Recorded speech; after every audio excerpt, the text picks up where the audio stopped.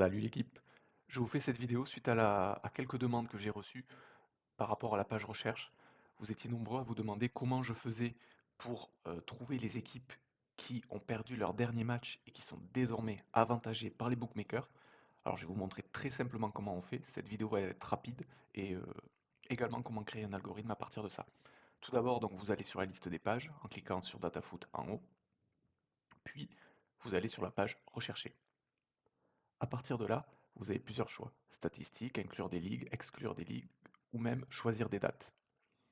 Ce qu'il va falloir faire, tout d'abord, c'est récupérer les équipes qui ont perdu leur dernier match. Vous pouvez également récupérer les équipes qui ont perdu plus que leur dernier match. Mais nous, on va se baser uniquement sur le dernier match. Donc statistiques, série négative pour l'équipe à domicile, puisque le domicile est extrêmement avantagé dans tous les championnats. Et là, on va faire un petit CTRL F, victoire. Voilà. Et là, on va chercher les équipes qui n'ont pas fait victoire ou match nul lors de leur dernier match. Donc on va ensuite sectionner supérieur ou égal à 1. Si on veut lors de leurs deux derniers matchs, on mettra 2, 3, on mettra 3, etc. Donc là, on va choisir 1. On va rechercher déjà, on peut trouver qu'il y a 170 équipes qui sont sur une défaite dans tous les championnats enregistrés sur DataFoot.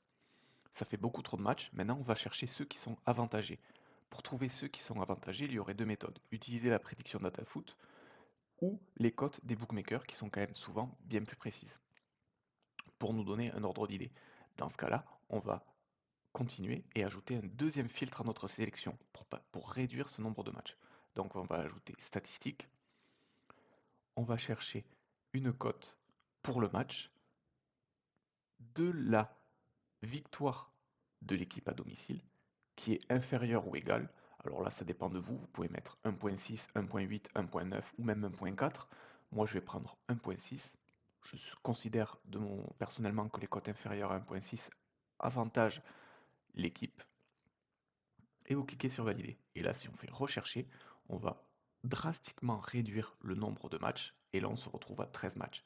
Ces 13 matchs-là, ces 13 équipes à domicile ont perdu leur dernier match et sont désormais avantagées et à domicile et ont donc de plus fortes chances de gagner. Car il y aura une envie de se rattraper, se remettre dans le championnat, tout cet aspect-là mental. Et une fois que vous avez votre sélection, ce que vous pouvez faire, c'est tout simplement analyser l'ensemble de ces matchs en cliquant sur chacune des lignes. Vous aurez un warning qui vous indique si l'équipe n'a pas assez joué de matchs et du coup que les statistiques ne sont pas forcément pertinentes. Par exemple, la journée 5 au Portugal, ben voilà, on a 80% de matchs nuls parce que les équipes ont fait énormément de nuls, mais ce n'est pas très représentatif tant qu'on n'a pas un minimum de matchs. Cet indicateur, il passe vert lorsqu'il y a au moins 10 matchs de jouer, dont 5 à domicile et 5 à l'extérieur. Par exemple, on va prendre celui-là, je pense. Voilà, match régulier.